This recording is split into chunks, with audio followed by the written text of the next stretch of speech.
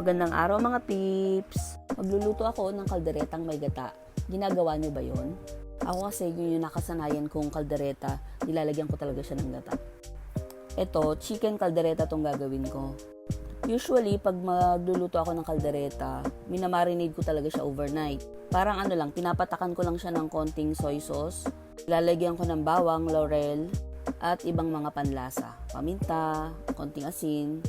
Ayun, overnight ko siyang ibababad. And then, bago ko siya iluto, medyo piniprito ko muna siya. Parang pakukulang ko lang siya ng konti dun sa pinagmarinadan ko sa kanya para mas ma-absorb niya yung lasa niya. Tapos, habang pinapalambot ko yung chicken, hinihiwa ko na tong mga yung mga gulay ko. Carrots, patatas, tsaka bell pepper. Tsaka yung mga sibuyas at bawang. May konting celery pa nga ako dyan. Tapos, bago ako mag-isa, ipiprito ko muna yung carrots at tsaka yung patatas. Isasama ko din yung kalahati ng bell pepper ko. Kasi ititira ko yung natirang bell pepper para sa panggisa naman. Ayan, after nyan, isa-set aside ko na yung mga niluto kong gulay. At saka ako magigisa ng sibuyas at bawang. Sasabay ko na rin yung bell pepper. Tapos, maglalagay ako ng konting tomato sauce. Konting-konti lang kasi ayoko ng sobrang tomato sauce yung kaldereta. Tapos, meron din ako nakaset aside na na chicken liver. Naprito ko na din yan kasi hindi ko siya talaga dinidiretso ng hilaw dun sa sa luto.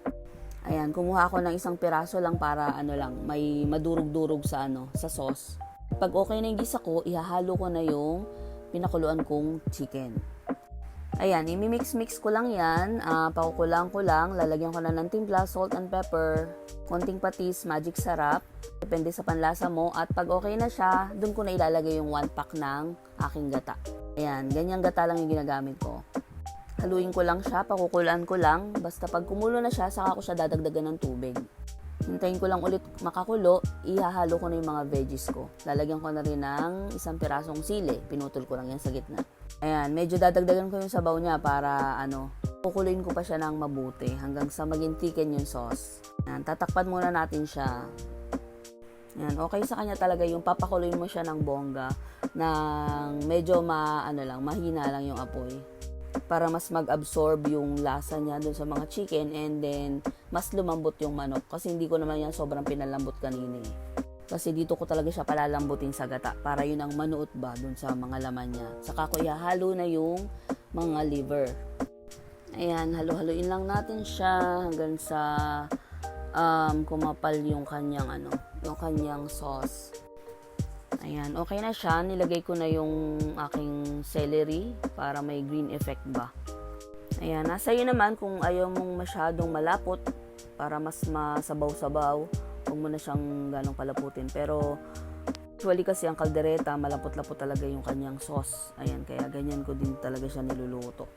Minsan nagluluto din ako ng kaldereta na yung may cheese, may gatas. Imbes na gata yung ginagamit. Pero ito, mas prefer ko siya kasi ito yung mas magandang lagyan ng sili. Yan, okay na. Ready na ang aking chicken kaldereta na may gata. Maraming salamat sa panonood. Bye! Wow!